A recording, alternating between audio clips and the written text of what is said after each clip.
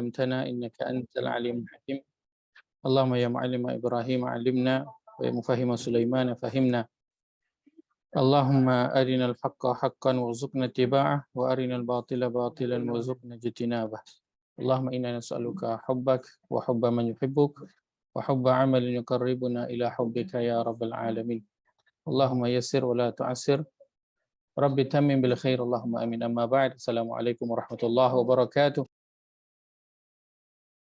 Alhamdulillah, saya tengok Prof. Nazila kata ada suara. Apa nak cek ada suara dah? Okey dah. Suara dengar dah. Alhamdulillah. Kita bertemu lagi pada malam ini nak menyambung perbincangan kita dalam surah Yasin. InsyaAllah kita sedang berada di bahagian yang separuh bahagian awal surah Yasin ini, iaitu ayat 7 hingga ayat yang ke-12. Ayat 7 hingga ayat yang ke-12. Baik. InsyaAllah kita nak mulakan dengan baca ayat 10 hingga ayat yang ke-12. Kita nak baca ayat 10, ayat 11. Okay, ayat 10 hingga ayat 12. Pada muka surah 440, surah Yasin, surah ke-36, ayat 10 hingga ayat yang ke-12. InsyaAllah. 8, 9, 10 dah baca? Kita dah baca. Belum terdabur lagi. Belum, okey baik.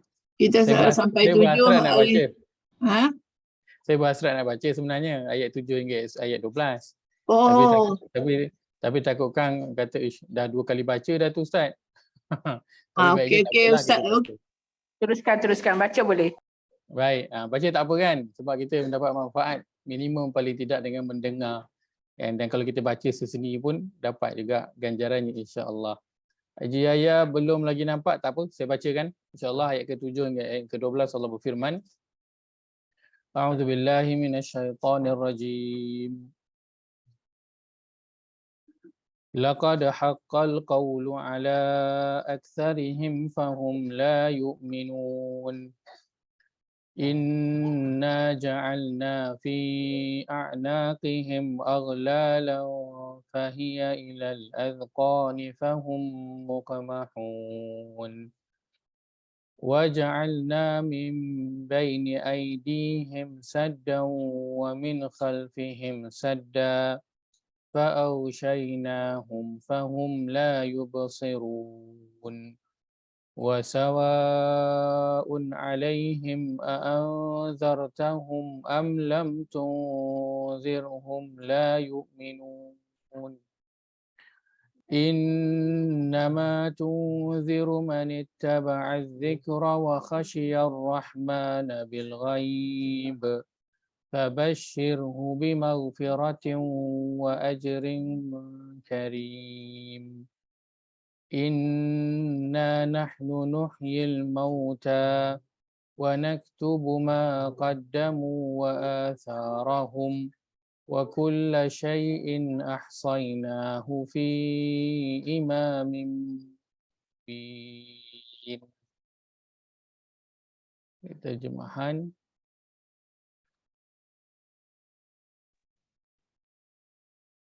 Demi sesungguhnya telah tetap hukuman seksa atas kebanyakan mereka kerana mereka tidak mahu beriman. Sesungguhnya kami jadikan kesombongan dan keengganan mereka tunduk kepada kebenaran sebagai belenggu yang memberkas kedua tangan mereka ke batang leher mereka. Lebarnya belenggu itu sampai menongkatkan dagu mereka lalu menjadilah mereka terdongak. Dan kami jadikan sifat tamak dan gila mereka kepada harta benda dan pangkat itu sebagai sekatan yang menghalang mereka daripada memandang kepada keburukan dan kesingkatan masa dunia yang ada di hadapan mereka dan sekatan yang menghalang mereka daripada memikirkan azab yang ada di belakang mereka pada hari kiamat. Lalu kami tutup pandangan mereka. Maka dengan itu mereka tidak dapat melihat jalan yang benar. Dan dengan sebab itu sama sahaja kepada mereka engkau beri amaran atau engkau tidak beri amaran kepadanya, mereka tidak beriman. Ambil ayat ke-7. Ceritakan tentang Allah sebutkan sesungguhnya telah tetap hukuman terhadap kebanyakan mereka kerana mereka tidak kerana mereka tidak beriman. Menceritakan ayat ini berkaitan dengan musyrikin Mekah. Itu di mana Nabi sallallahu alaihi wasallam berdakwah kepada mereka, dan kita telah sebutkan di awal perbincangan surah Yasin ini bahawa surah Yasin ini turunnya di tahun lebih kurang tahun ke-10 ketika Nabi sallallahu alaihi wasallam berada di Madinah. Maksudnya dah 10 tahun dah Nabi berdakwah di Madinah, itu turunlah surah ini, dan awal surah ini adalah berkaitan dengan memuliakan Nabi dan juga berkaitan dengan dakwah Nabi sallallahu alaihi wasallam. Maka Allah sebutkan berkaitan dengan respon kebanyakan manusia terhadap apa yang Nabi bawa, terhadap Nabi dan juga apa yang Nabi bawa, kitab. Itulah mereka kufur kepada kedua-duanya. Kalau tidak kepada kedua-duanya, mereka kufur ataupun engkar kepada salah satu daripada keduanya. Dan kita telah sebutkan bahawa dalam Al-Quran, kalau kita melihat tentang kebanyakan manusia, maka yang Allah sifatkan tentang kebanyakan manusia itu sama ada mereka tidak beriman, ataupun mereka tidak bersyukur, ataupun mereka tidak mengetahui. Maka ini 3 sifat yang Allah sebutkan tentang kebanyakan manusia. Kalau kita cari dalam Quran itu, adalah lebih kurang beberapa belas ayat, atau mungkin hingga 20 ayat, 20 lebih ayat yang berakhir dengan walakinna aktsaran nas, dan akan tetapi kebanyakan manusia. Dan 3 sifat belakang itu sama. Kalau bukan la yu'minun, Allah akan sebutkan la yashkurun. Kalau bukan, Allah akan sebutkan la ya'lamun. 3 ni je. Tak ada yang keempat. Memberi kesimpulan kepada kita bahawa manusia ini sama ada dia memang tidak beriman kepada Allah dan apa yang telah disebutkan dalam rukun iman itu, ataupun mereka beriman tetapi kufurnya itu dengan apa? Dengan kufur nikmat. Dia bukan kufur yang terkeluar daripada agama, tetapi kufurnya itu kufur nikmat, iaitu tidak bersyukur dengan nikmat yang Allah telah berikan kepada mereka, dan itu bentuk kufur yang untuk orang yang untuk orang Islam adalah bentuk kufur yang besar. Kenapa? Kerana itu yang Allah telah kisahkan berkaitan dengan Bani Israel, kan.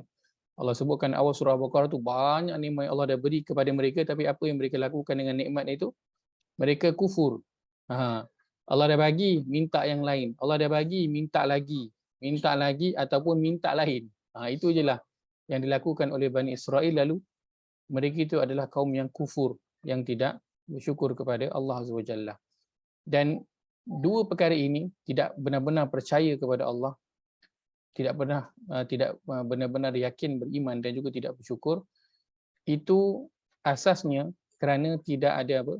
La ya'lamun. Tidak ada ilmu. Tidak belajar mengenal Allah. Lalu dia tak boleh nak bersyukur atas nikmat yang Allah berikan kepada mereka. Dan asasnya adalah apa? Kerana tidak la ya'lamun itu, tidak memperkasakan diri dengan ilmu, lalu dengan ilmu itu yang akan memandu dia untuk beriman dan bersyukur atas apa sahaja yang Allah telah tetapkan ke atas diri dia. Baik. Poin kita yang seterusnya pada ayat ke-7 ini ialah ramai atau majoriti bukan penanda aras kepada kebenaran. Ramai atau majoriti ia bukan penanda aras kepada kebenaran. Maka kalau kita nak melihat sesuatu itu benar ataupun tidak, orang tu jujur ataupun tidak, ia bukan dengan melihat dia tu ramai tak follower dia. Ramai tak follower dia, ataupun dia tu pegang majoriti ke. Kalau orang tu pegang majoriti, maka dia betul lah tu. Ataupun kalau pengikut dia ramai, maknanya dia betul lah. Itu bukan yang disebutkan oleh Al-Quran. Yang kerana kita telah Allah sebutkan pada surah yang ke-6 ayat ke-116, a'udzubillahi minasyaitonirrajim, wa in tuti' aktsara man fil ardi yudilluka an sabilillah iyattabi'una illa adh-dhanna wa inhum illa yakhrusun. Dan jika engkau menurut kebanyakan orang yang ada di muka bumi, nescaya mereka akan menyesatkanmu dari jalan Allah. Tiadalah yang mereka turut melainkan sangkaan semata-mata, dan mereka tidak lain hanyalah berdusta. Maka ramai ataupun majoriti itu bukan indikator kepada kebenaran. Kerana Allah sebutkan kalau kau ikutlah kebanyakan orang di muka bumi, maka mereka itu akan menyesatkan engkau daripada jalan Allah. Lalu Allah sebutkan juga dari ketujuh ini, kan, sebab itulah seksaan telah Allah tetapkan terhadap kebanyakan manusia, kerana ramai ataupun majoriti itu bukan memberitahu kepada kita mereka berada di atas kebenaran atau mereka melakukan sesuatu yang betul. Kata Ali bin Abi Talib radhiyallahu anhu, innal haqqa la yu'rafu birrijal, ya'rifil haqqa ta'rifu ahlah. Sesungguhnya kebenaran itu tidak dikenal dengan orang, akan tetapi kenalilah kebenaran, nescaya engkau akan mengenali pendukungnya. Maka Ali bin Abi Talib radhiyallahu anhu menyebutkan bahawa kebenaran itu tidak dikenal dengan orang. Bukan kita tengok orang ni, oh dia ni, kalau dia ni memang confirm betul lah apa je yang dia cakap. Kalau tengok je ustaz ni, oh dia ni confirm betul. Tengok je orang ni, dia confirm betul. Tak. Kebenaran tak dikenal dengan orang. Akan tetapi kebenaran itu dikenal dengan kebenaran. Kita belajar mengenal apakah itu al-haq, perkara yang benar. Maka daripada situ baru kita akan tahu siapakah yang berada sekali mendukung kepada al-haq ataupun kebenaran itu. Maka jangan kita mudah untuk apa, nak label orang ataupun mudah nak cop orang. Hingga kan bila sekali je, kesannya apa, bila sekali je kita dah cop orang tu, kita dah label orang tu, maka apa punya orang tu cakap memang kita takkan dengar lah, kan. Kalau kita dah cop dia ni apa tu, apa, orang yang merapu contohnya, dia ni geng ni, ini geng ni, ini puak ni, ini puak ni. Kalau kita dah mula cop begitu, maka kalau dia bercakap je, mesti kita akan tahu, yelah, tak dengar. Akan tapi ia dinilai dengan apa yang dia cakap, bukan siapa yang bercakap. Kalau kita nilai siapa yang bercakap, maka Imam Malik rahimahullah mengingatkan kita bahawa setiap orang itu perkataannya boleh diterima dan boleh ditolak. Kenapa? Kerana ada masa apa yang dikatakan itu betul, benar mengikut Al-Quran dan juga As-Sunnah, dan ada waktu yang perkataannya itu berbeza dengan Al-Quran dan juga As-Sunnah. Maka kita akan tetap ikut apa? Bukan orang, kan? Tetapi kita ikut kebenaran. Kemana al-haq itu membawa kita, maka di situlah kita akan menuju. Bukan kita mengikut kepada orang. Maka sebab itu nak ikut orang bolehlah, kan? Kadang kita kenal orang ini dan juga ini, belajar dengan orang ini dan juga orang ini, kita pun ikut. Akan tetapi kita kena ada satu mindset, iaitulah bukan 100% dia, ataupun bukannya apa sahaja yang keluar daripada mulut orang itu kita terus terima dia sebagai inilah dia yang betul, yang lain salah. Tak boleh macam itulah. Walaupun mungkin pada kebanyakan waktunya memang dia berkata perkara yang benar, tapi tetap akan ada masa yang dia berkata perkataan yang mungkin dia tersilap, kan? Maka sebab itu, kan, kenal dulu al-haq itu. Maka sebab itu apa saja yang kita dengar, kita kena ada apa? Kita kena ada neraca timbangan, macam mana kita nak menilai sesuatu perkara itu. Itulah dengan melihat kepada Al-Quran dan juga As-Sunnah. Dan oleh kerana itulah setiap yang nak bercakap, dia kena bawakan rujukan. Tujuannya apa? Tujuan supaya perkataannya itu terpandu dan juga supaya orang yang mendengar itu boleh menilai. Dia tahu dia ni cakap kosong ke, kan, ataupun cakapnya itu ada berpandukan Al-Quran ataupun As-Sunnah, ada dia punya rujukan, ada dia punya reference. Maka ketika itu ikutlah, bukan kerana perkataan itu disebutkan oleh orang itu ataupun oleh ustaz itu, akan tetapi kita mengikut kepada kebenaran yang diperkatakan.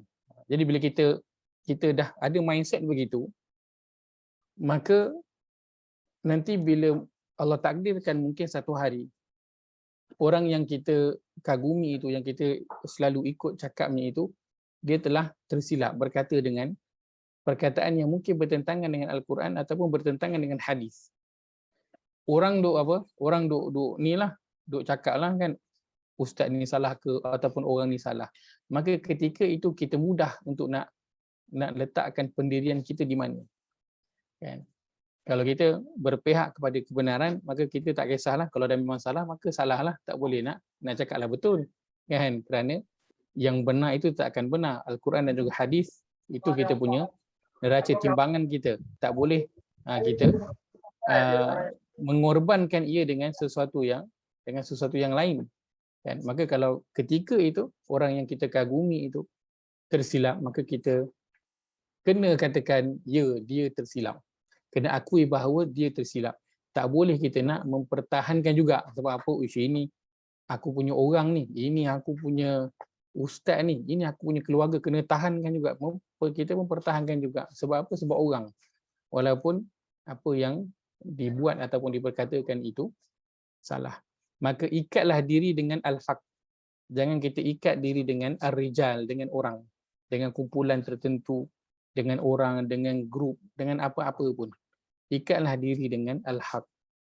Sebab itu Ali bin Abi Talib peringatkan kepada kita, sesungguhnya kebenaran itu dia tidak dikenal dengan orang, tak dikenal dengan kumpulan, akan tetapi kenalilah kebenaran itu, nescaya engkau akan mengenali pendukungnya. Maka bila kita bersatu semua, kan, macam kita mula berkawan, mula berkenalan dalam kelas yang belajar Quran, maka selalunya mudah untuk kalau kita ada berselisih faham, lebih mudah untuk nak ajak berbincang ataupun nak diselesaikan. Sebab apa?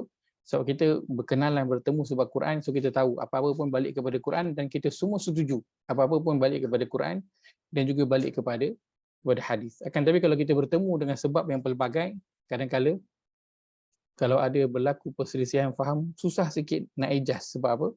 Sebab kita punya penimbang itu berbeza. Kan? Ada orang yang boleh terima penimbangnya itu Al-Quran dan juga hadis. Ada orang yang boleh terima separuh-separuh. Ada orang yang tak boleh nak terima kalau tak kena dengan diri dia, tak berpihak kepada diri dia. Baik.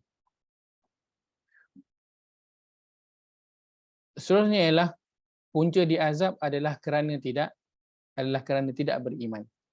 Punca kebanyakan mereka itu, dan mereka dalam ayat surah Yasin ini merujuk kepada musyrikin Mekah secara khusus dan secara umumnya adalah kepada siapa yang engkar kepada Nabi ataupun kepada kitab yang Nabi bawa. Maka punca diazab adalah kerana tidak beriman.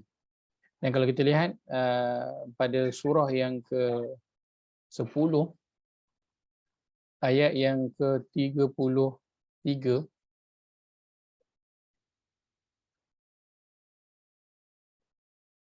pada muka surat 212. Muka surat 212.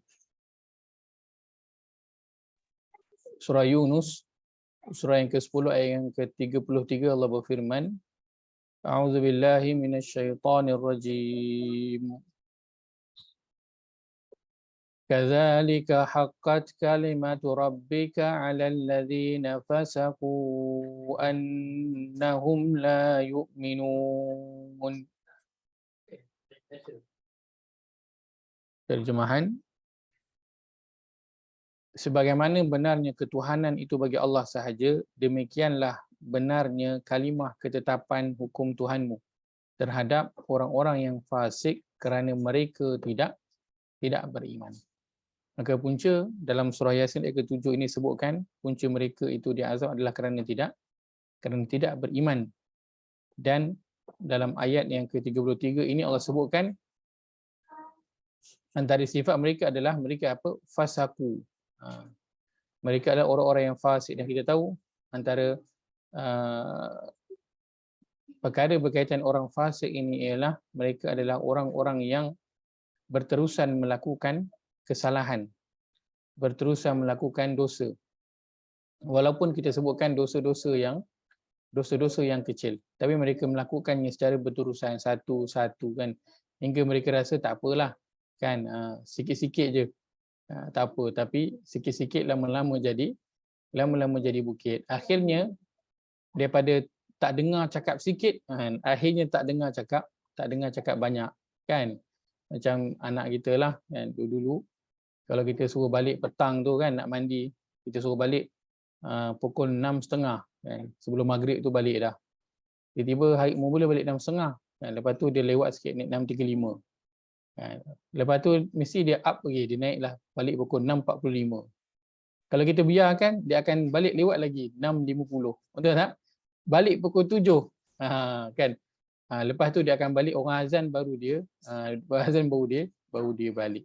Kenapa? Dia mula sikit dan akhirnya akan membawa kepada keingkaran. Cikgu Mulani bertanya, Tuan Haji Yahya tak dapat hadir ya. Itulah saya tak jumpa Haji Yahya malam ni kan, mungkin dia ada urusan ataupun sedang bergerak ke Langkawi ataupun daripada Langkawi ke KL. Dia naik flight pagi tadi, tak tahu ke mana. Naik flight saya tak tahu ke mana pula. Mungkin jauh tu. Pagi tadi dia beritahu sebab dia tak sempat nak baca doa khatam awal.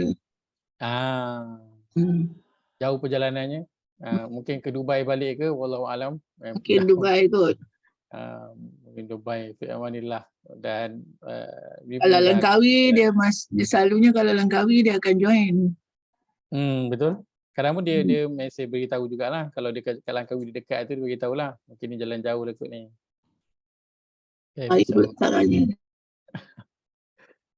Yelah, selalu sangat berjalan.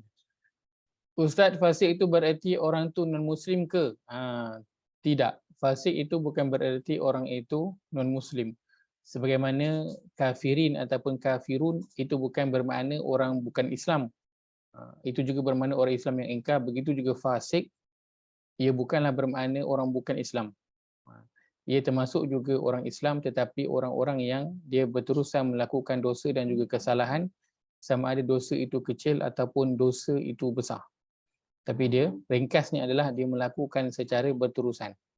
Hingga dia rasa mula-mula tu rasa bersalah kan, tapi lama tu dia rasa macam okey kan. Walaupun dia macam dosa yang dia pandang kecil je lah, sikit-sikit je salah yang dia buat tu.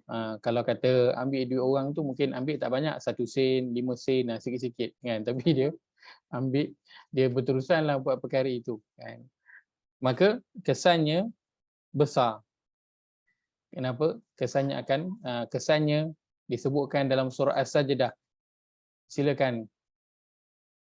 Keluarga As-Sajdah, apakah dia? Allah sebutkan berkaitan dengan orang fasik pada surah As-Sajdah. Apa ni?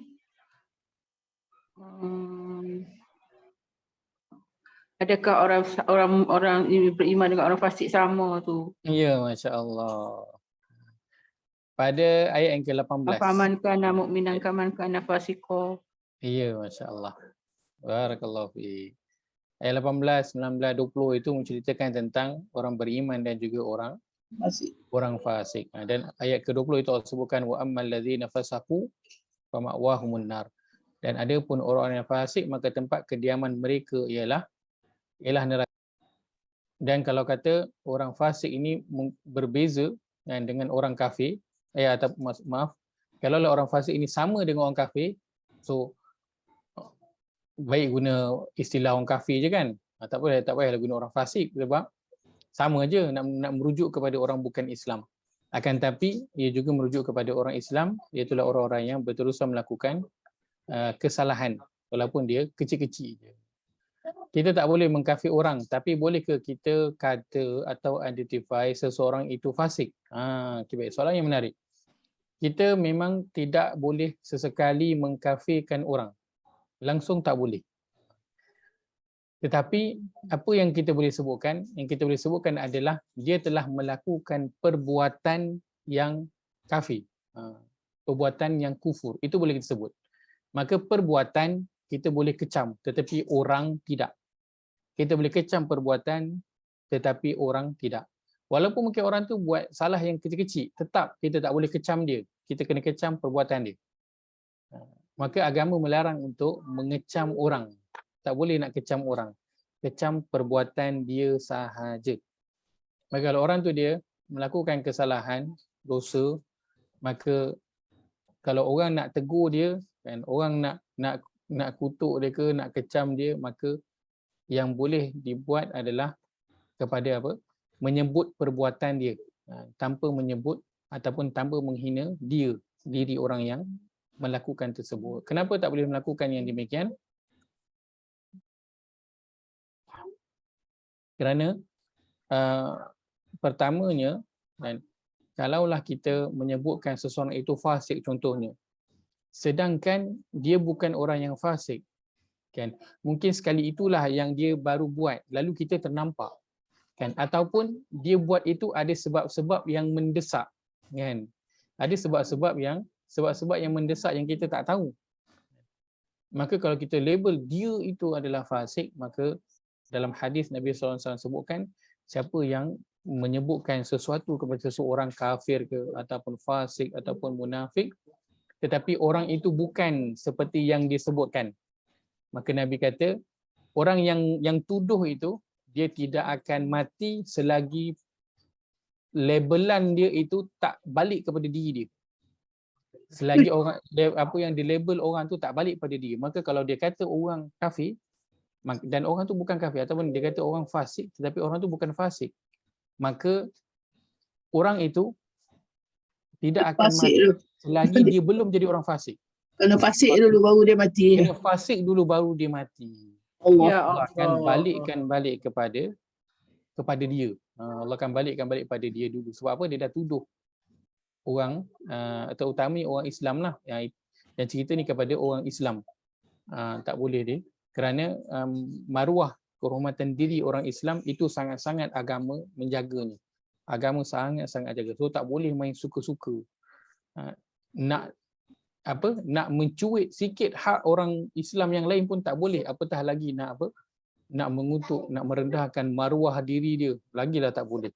Nak ambil satu sen duit orang tu pun tak boleh. Apatah lagi nak menjatuhkan maruah dia.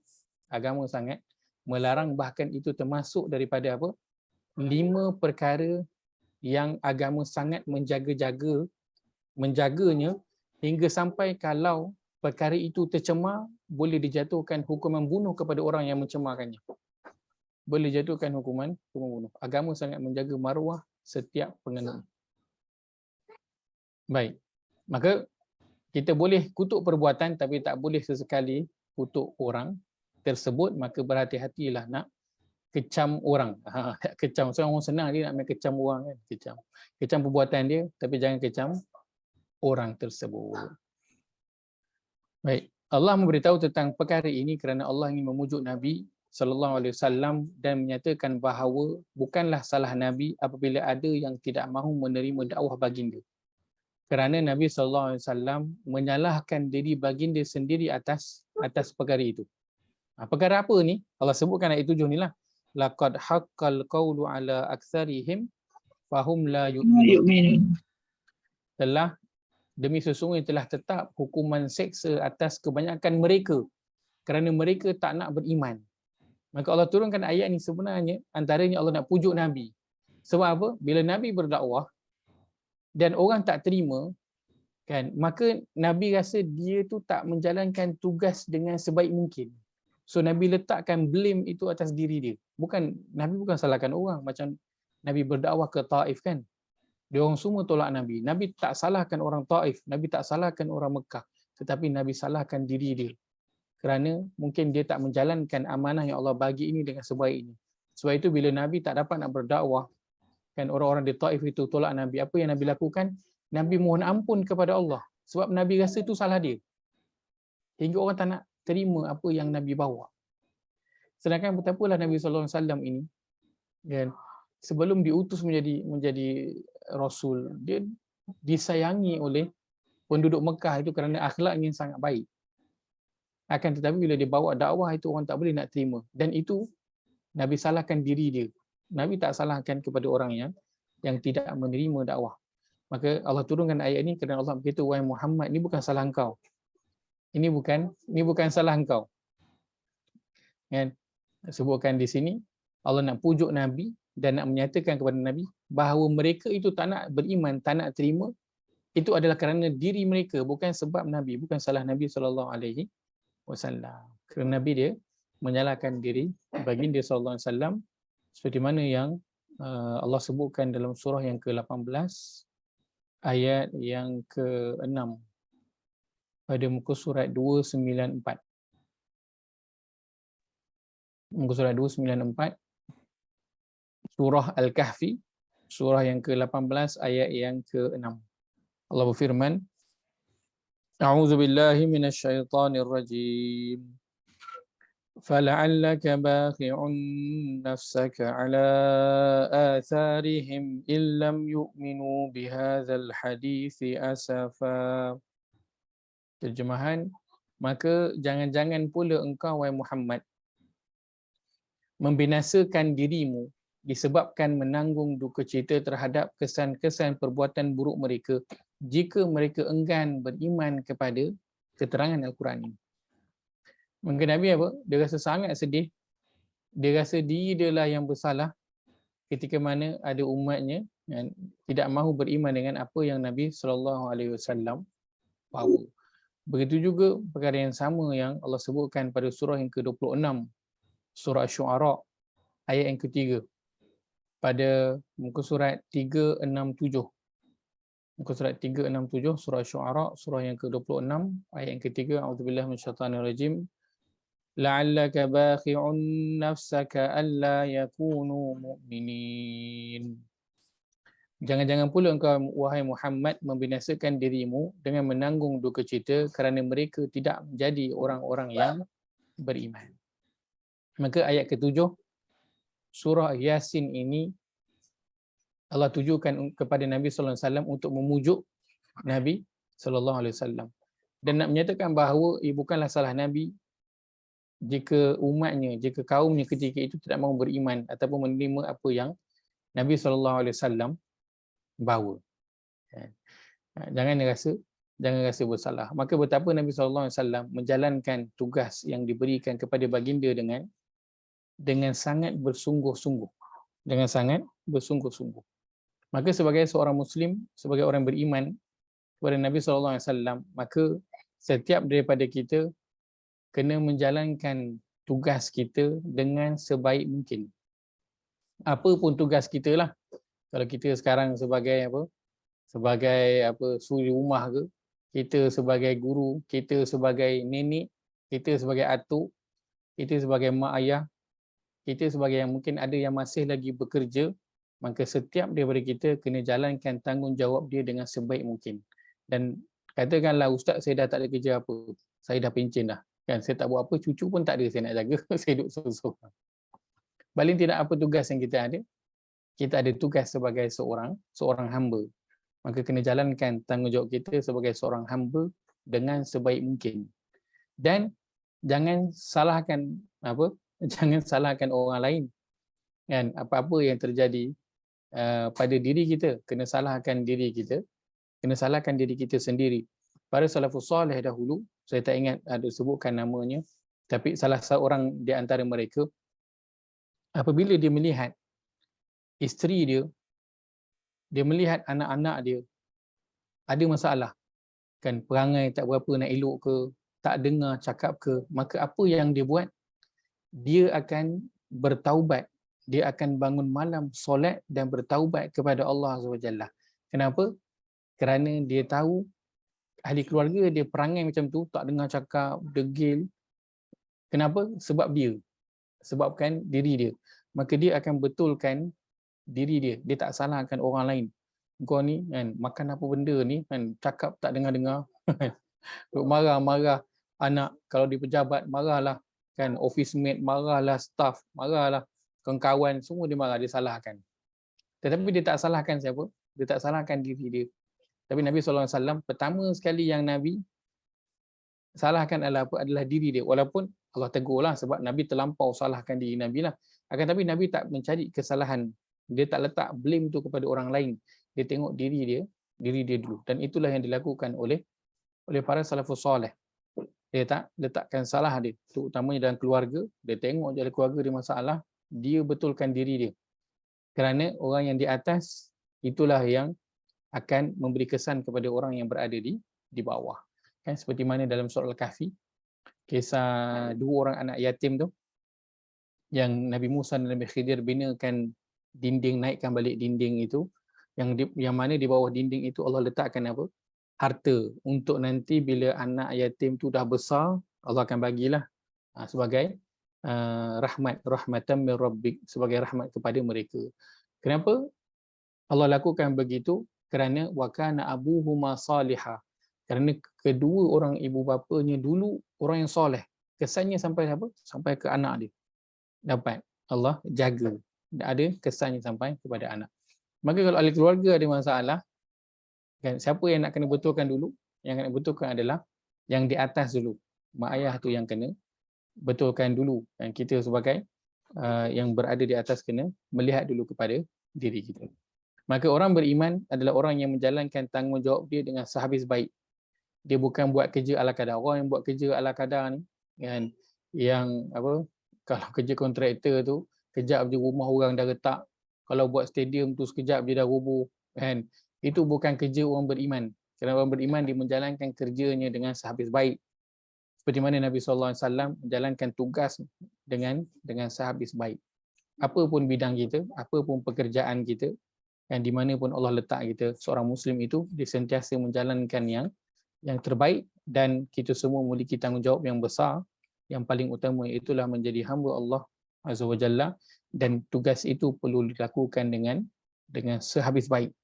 Kerana ia akan ditanya, dan kita lakukanlah itu kerana mencontohi sunnah Nabi SAW. Baik, seterusnya ayat ke-8. Allah sebutkan inna ja'alna fi a'naqihim aghlalan fahiya ila al-azqani fahum mukmahun. Terjemahan ini terjemahannya masya-Allah. Ayat ke-8 juga ayat ke-9. Sesungguhnya kami jadikan kesombongan dan keengganan mereka tunduk kepada kebenaran sebagai belenggu yang memberkas kedua tangan mereka ke batang leher mereka. Lebarnya belenggu itu sampai menongkatkan dagu mereka, lalu menjadilah mereka terdongak. Belenggu ni apa belenggu? Apakah maksud belenggu? Saya beberapa kali. Rantai tak? Macam macam surah Al-Masad ke Ustaz? Al-Badr. Rantai. Kita ada belenggu ni pada surah Al-Qiyamah, kita ada cerita pasal belenggu-belenggu ni. Kan, dan antara mudah untuk kita faham, belenggu ni umpama macam dia macam rantai. Al-Insan pun ada belenggu rasa saya. Al-Insan pun ada. Dia rantai. Dia rantai. Akan diikat rantai tu, tangan tu akan letak di leher secara bersilang begini, nampak, secara begini, lalu diikat dengan leher hingga nanti apa, tangan tu menolak dagu dia ke atas hingga dia terdongak, terdongak ke atas. Baik, tidak boleh tunduk. Ustaz, dia lain dengan Ar-Rahman, dia lain sikit kan. Ar-Rahman tu dia tarik rubun dengan kaki, dia terbalikkannya kan, ke belakang kan, dia patahlah pinggang kan. Dia tarik. Surah Ar-Rahman ayat yang keberapa? Tak ingatlah. Saya pun tak ingat ayat keberapa tu. Ada. Tapi dia bukan belenggu dipanggil. Dia tarik rumpun, dia nak campakkan ke dalam neraka tu kan. Dia tarik rumpun dengan kaki dia kan. Dia rapatkan. Maknanya dia terbalikkan orang tu. Dia lipatnya. Sebab saya tak ingat ayat tu. Tapi dia tak ada pakai belenggu. Dia tak pakai belenggu. Okey, baik. Diikat je lah. Dia bukan diikat, dia tarik, dia patahkan. Dia tarik. Okay. Kaki dengan tu dia tarik serentak kan, dirapatkan. Maknanya kita melengkung lah. Orang yang kena tu melengkung. Melengkung rapat. Ini salah satu surah apa Allah sebut tentang belenggu? Al-Insan dia. Al-Insan. Saya ingat ayat yang panjang. Saya tak ingat. Baik. Tidak boleh tundukkan diri, mengarahkan diri ke arah kebaikan, seperti unta yang tidak mahu minum ketika dipaksa oleh tuannya. Baik, kenapa Allah sebutkan tentang tangan dia akan dibelenggu di lehernya, lalu hingga pandangannya itu terdongak ke atas. Kerana dia mengumpamakan kepada orang tu tak mampu lagi dah nak buat apa. Kan? Sebab kalau tanganlah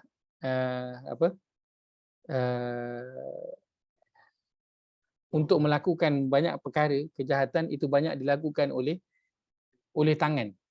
Sebab itu nanti dalam surah Yasin kita akan lalu pada ayat al-yauma nakhtimu ala afwahihim Wa tukallimuna tukallimuna aydihim aydihim bima wa kanu tashhadu arjuluhum bima kanu yaksibun. Itu pada ayat, kita lihat ayat ke berapa?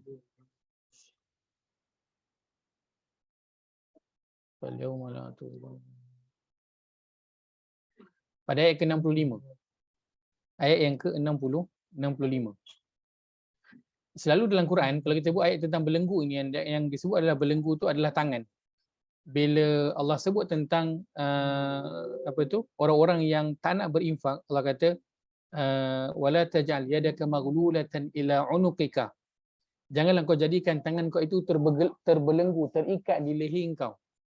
Banyak contohnya tentang tangan, dan surah Yasin ini sebutkan pada ayat yang ke-65. Oh, tangan diikat tu, tangan diikat. Tangan Pada waktu itu kami meteraikan mulut dan memberi peluang kepada tangan mereka untuk memberitahu kami kesalahan masing-masing, dan kaki mereka pula menjadi saksi tentang apa yang mereka telah lakukan. Kalau kita lihat, Allah kata, Allah bagi siapa yang bercakap tangan. Kaki buat apa? Kaki jadi saksi. Sedangkan kalau orang tu dia pergi tempat yang tak baik, kan? Kaki dia pergi guna apa? Guna tangan ke guna kaki? Dia berjalanlah guna kaki, kan? Tetapi kenapa Allah mention tentang tangan? Kerana banyak perbuatan yang tidak baik ini itu dilakukan oleh tangan. Kaki dia datang untuk jadi saksi je, dia ikut je, follow je. Kan, contoh nak buat tak baik dekat sana. So tangan yang akan mengorganize semua perkara itu, kaki dia tukang follow je. Sebab tu kaki dia jadi saksi. Dia bukan jadi tukang cakap, dia jadi saksi je. Betul dia buat macam ni, macam ni. Betul dia buat macam ni, macam ni. Kan? Banyak yang dilakukan oleh tangan. Maka sebab itu dalam Al-Quran Allah banyak sebut tentang tangan terikat ke leher. Tangan, Allah mention tentang tangan. Allah tak mention tentang kaki. Kerana nanti yang akan diberi cakap adalah tangan. Sebab tangan ni yang banyak buat. Tangan ni yang banyak buat kerja, yang mengatur pelbagai perkara yang baik ataupun yang tidak baik. Kaki dia hanya akan follow sahaja. Iaitu pada ayat ini pun Allah mention tentang tangan yang dia terikat ke leher hingga pandangannya itu terdongak ke atas.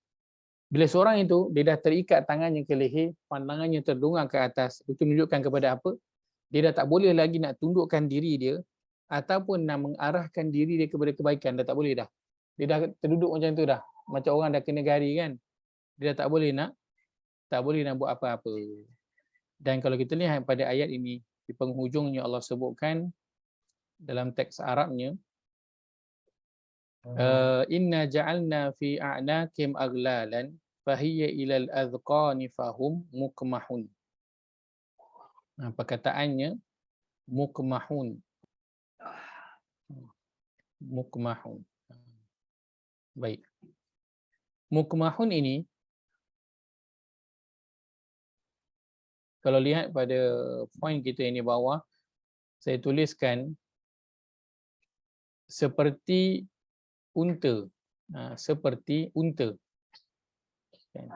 Seperti unta yang tidak mahu minum ketika dipaksa oleh tuannya. Allah gunakan perkataan mukmahun kerana ini adalah salah satu perangai unta.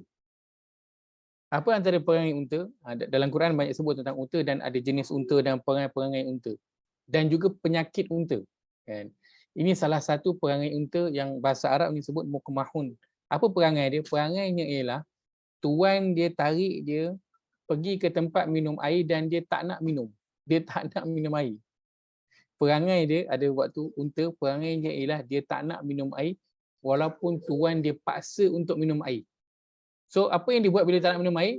Dia akan melawan, dan apa yang dia akan buat adalah dia akan dongakkan kepala dia ke atas.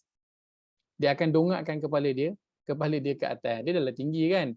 Dia dongakkan kepala dia lagi ke atas, payahlah orang nak menariknya. Kalau tunduk ke bawah senang sikitlah. So dia dongakkan ke atas. Itu tanda apa? Dia tak nak minum air. Maka sebab itu Quran gunakan perkataannya mukmahun, nak merujuk kepada salah satu perangai unta. Sebab orang dulu kan banyak guna unta, kan. Diorang dah biasa dengan unta. Jadi Quran bawakan perkataan yang dekat dengan diorang. Dan perkataan mukmahun ini rupanya adalah qaf, mim dan juga ha. Itu adalah salah satu perangai unta. Ada waktunya dia tak nak minum walaupun dipaksa oleh tuannya. Baik, daripada perkataan itu saja mukmahun dan perangai unta tu. Apa yang kita boleh kaitkan dengan ayat yang Allah nak sampaikan ni? Perangai unta, tuannya tarik pergi tempat minum air, tapi tuan paksa dia minum, tuan dia paksa dia minum tapi dia tak nak minum. Dia dongakkan kepala dia ke atas. Apa yang kita boleh kaitkan dengan ayat ataupun cerita yang kita sedang bincangkan? Siapa nak berkongsi? Tentang perangai unta dan apa kaitannya dengan ayat ataupun cerita yang sedang kita bincangkan ini. Silakan, saya buka.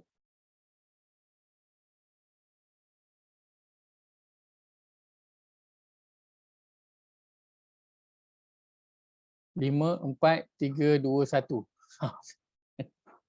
Baik. Tak fokus lah Ustaz, anak ramai cucu semua ada rumah ni. Tak Bising. apa. Tak apa, tak ada masalah. Saya saja bertanya kok ada yang terfikir apa-apa ke kan? Dia buat tak tahu Lela kan. Buat dek je lah, dia dongak je kepala dia. Baik. Bila kita membaca ayat yang ke-7, Allah kata demi sesungguhnya telah tetap hukuman seksa atas kebanyakan mereka. Maka apa yang kita rasa bila kita baca ayat telah tetap hukuman seksa atas kebanyakan mereka? Maksudnya apa? Maksudnya Allah dah takdirkan dah yang diorang ni akan kena seksa. So bila kita dengar ayat tu kita rasa macam ni, ish, kesianlah kat diorang, betul tak? Kan? Kenapa Allah dah takdirkan? Baik, Allah kan maha kuasa, takdirkanlah yang diorang ni dapat kebaikan, beriman dan sebagainya. So bila kita baca ayat demi sesungguhnya, ada penegasan lagi, telah tetap hukuman seksa atas kebanyakan mereka. Maka orang yang dengar pun rasa macam, ish, Allah ni kenapalah buat macam ni? Kenapa dia takdirkan perkara yang tak baik ni? Dia takdirkan seksa pula dekat orang. Takdirkanlah nikmat dekat orang. Kan? Sebab dia dah bagi amaran banyak. Baik, sangat cantik.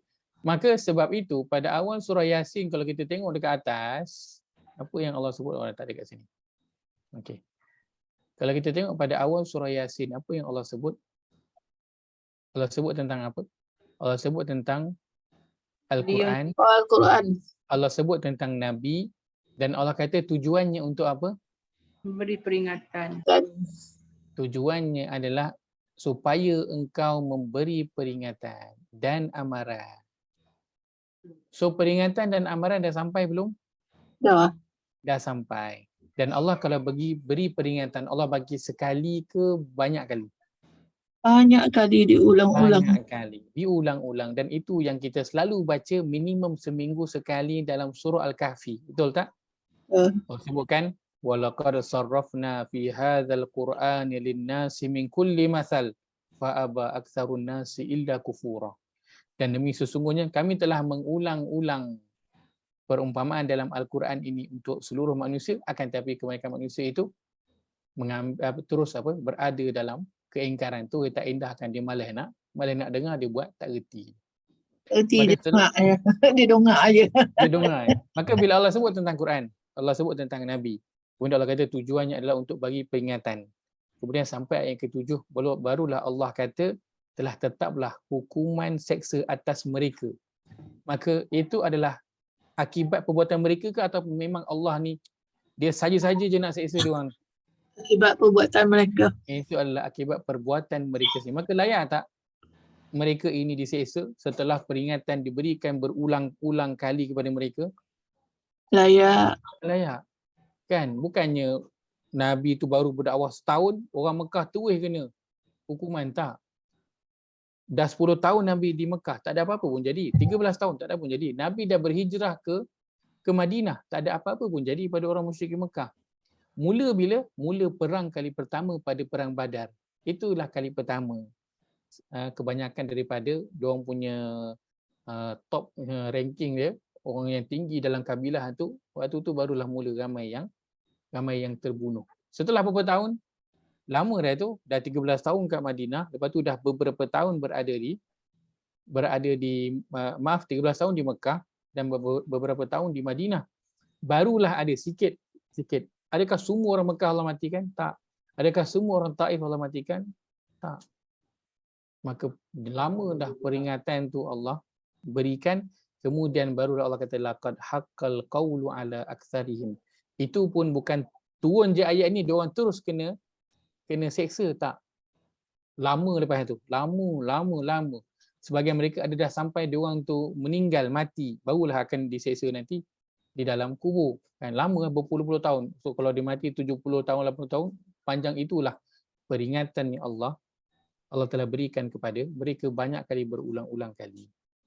Maka Allah simpulkan dengan perkataan apa?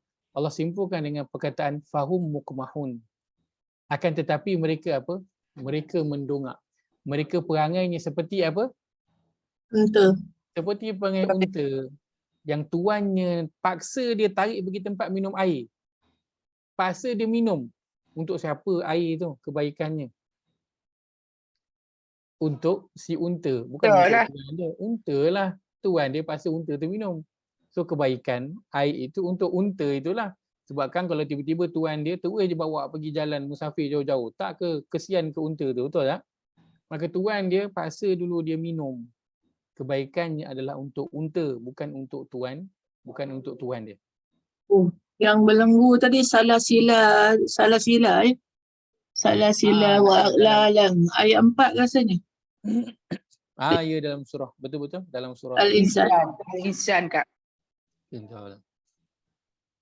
Maka kesimpulan awal ni adalah sebab pada aqlalan ni nampak aqlalan. Itu baru ingat salah sila sama wa aqlalan. Betul? Sama. Baik, Puan Salmiah, saya tengok raise hand. Ada nak bertanya? Silakan, kalau nak bertanya boleh unmute. Sorry Ustaz, tertekan. Tertekan, okey, tak apa. Tak ada masalah. Baik, maka Allah simpulkan perbincangan awal ini tentang apa yang Allah telah tetapkan ke atas kebanyakan manusia. Allah simpulkan dengan apa? Dengan perangai unta. Simple je. Mudah untuk difahami. Orang Arab dulu, dia dengar je mukmahun, dia mudah dia nak faham kerana mereka mereka hidup di sekitar unta. Unta tu memang memainkan peran yang penting dalam kehidupan mereka. Maka betapa Ayat cantiknya. perumpamaan ni Ustaz Ayat perumpamaan, tapi dia tak datang dalam bentuk amsal. Degil macam unta. Dalam terjemahan pun tak sebutlah seperti unta. Dia sebut lalu menjadilah mereka terdongak aja. Tapi kalau kita baca pada tafsir, kita akan jumpalah perkara tersebut. Maka betapa cantiknya Allah Azza wa Jalla.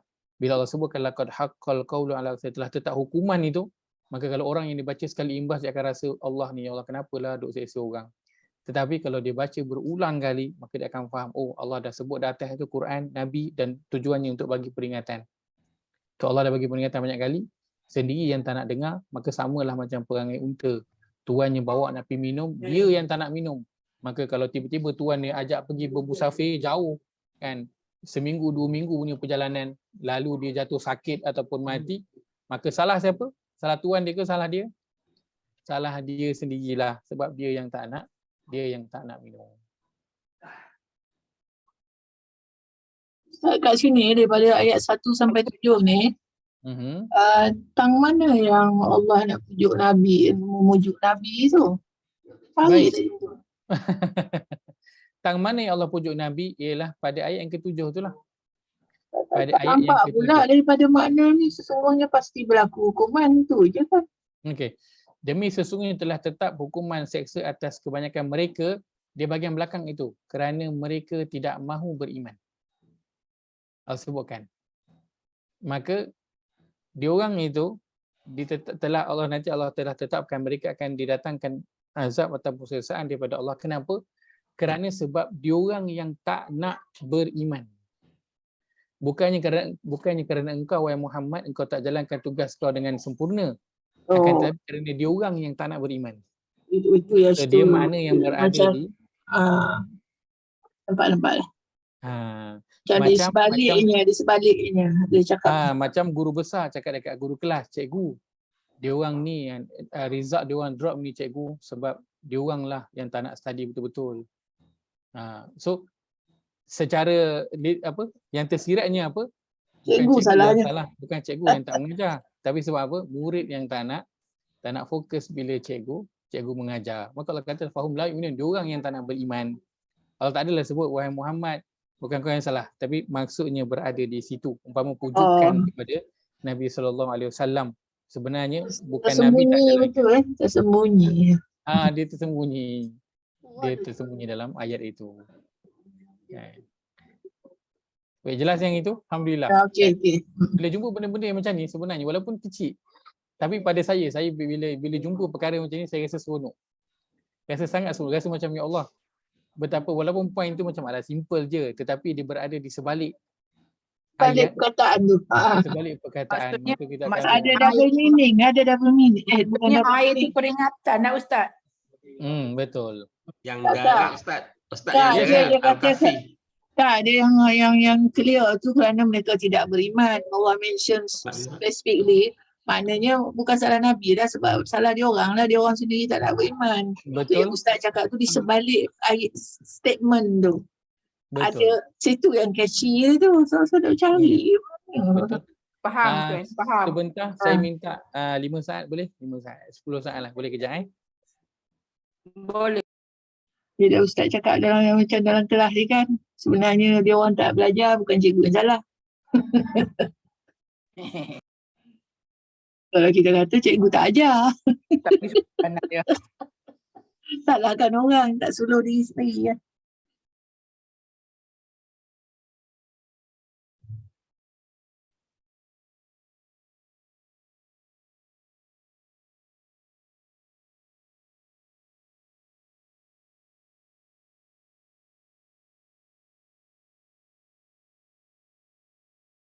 Baik. Maka saya personally bila jumpa perkara-perkara macam ni saya sangat masya-Allah. Ya Allah, betapa seronoknya bila kita mengkaji Quran walaupun perkara yang simple dia buat kita seronok. Dia macam dapat solve puzzle. dia seronok. Begitu juga bila saya membaca tentang perkataan mukmahun, saya macam masya-Allah. Kagumnya Allah simpulkan dengan perangai salah satu perangai unta je. Ya Allah. Simpulkan dan itu memang difahami oleh orang-orang Arab terdahulu. Perkataan ataupun perumpamaan. Tak disebut perumpamaan. Allah sebut mereka ini adalah orang-orang yang mukmahun terdongak. Terjemahan kita tak terdongak lah sebab terjemahan kita tak boleh nak explain tentang perkataan tersebut. Ada 3 binatang yang Allah bagi Ustaz. Ya? 3 binatang yang teruk sikit. Khimar, kera dan unta. Betul. Betul. Ustaz, kalau ya, saya yang ayat 7 dengan ayat 7 ni kan, kalau kita baca sekali, adakah ini juga bermaksud orang-orang kafir? Adakah ia juga masuk orang-orang kafir? Ya, itu juga termasuk dalam orang-orang kafir juga. Termasuk juga orang-orang yang bukan Islam sebab aksaruhum, kebanyakan dari mereka itu, maksudnya secara umum, ketika itu musyrikin Mekah lah, dan mereka ketika itu belum Islam lah, bukan orang Islam lah kan. Maka aksarihim itu ke atas mereka, itu maksud umum mereka kan. Dan sehingga ke hari ini juga kan, dalam ayat yang kalau kita tengok di atas ini yang kita bawakan contoh tentang perangai kebanyakan manusia, sifat kebanyakan manusia ini, Allah sebutkan walakinna aktsaran nas, katanya an-nas iaitu manusia, maksud umum lah, yang Islam dan juga bukan Islam. Terima kasih. Baik. Dan suatu tu kita mungkin tertanya-tanya, habis tu orang bukan Islam kan, Allah dah terus tetapkan hukuman seksa ke atas mereka. Kan mesti kita tanya, Allah dah terus tetapkan hukuman seksa atas mereka, maka mereka samalah dengan kita. Maksudnya apa? Allah tetap akan beri mereka peringatan dulu kan. Lepas tu bila tak dengar, barulah Allah akan tetaplah hukuman seksa ke atas mereka, iaitu orang yang tidak mahu beriman ataupun percaya kepada Allah Azza wa Jalla. Sama. Adapun untuk orang-orang yang bukan Islam, yang tak sampai kepada dia apa-apa pun peringatan. Contoh, tak ada orang pergi berdakwah kepada mereka, Quran pun tak sampai kepada mereka, cerita tentang Islam pun orang tak pernah dengar langsung perkataan Islam tu kan. Orang yang duduk dalam hutan ni tak bercampur dengan orang semua tu, maka bagaimanakah mereka ni? Maka mereka juga nanti di akhirat Allah akan uji mereka. Allah akan uji mereka sama ada mereka beriman kepada Allah ataupun tidak. Antara ujiannya dalam hadis disebutkan Allah akan memerintahkan kepada mereka untuk terjun ke dalam api. Terjun ke dalam api. So dia orang ikut ke tak ikut arahan Allah tu. Maka siapa yang mengikut arahan Allah dia akan selamat, siapa yang tak ikut maka dia akan masuk kategori orang yang ingkar. Dia sama macam nanti di fitnah Dajjal nanti, itulah dia. Kan Dajjal akan bawakan kita terdesak nak makanan, maka Dajjal boleh bagi makan. Terdesak nak harta, Dajjal boleh bagi. Terdesak nak sihat, Dajjal boleh bagi. So Dajjal suruh nak beriman dengan aku ke tak? Kalau ni beriman aku ni Tuhan, dapat ni. Kalau tak, dapat macam ni kan. So waktu tu ujianlah kepada orang yang Allah telah takdirkan dia jumpa pada zaman itu.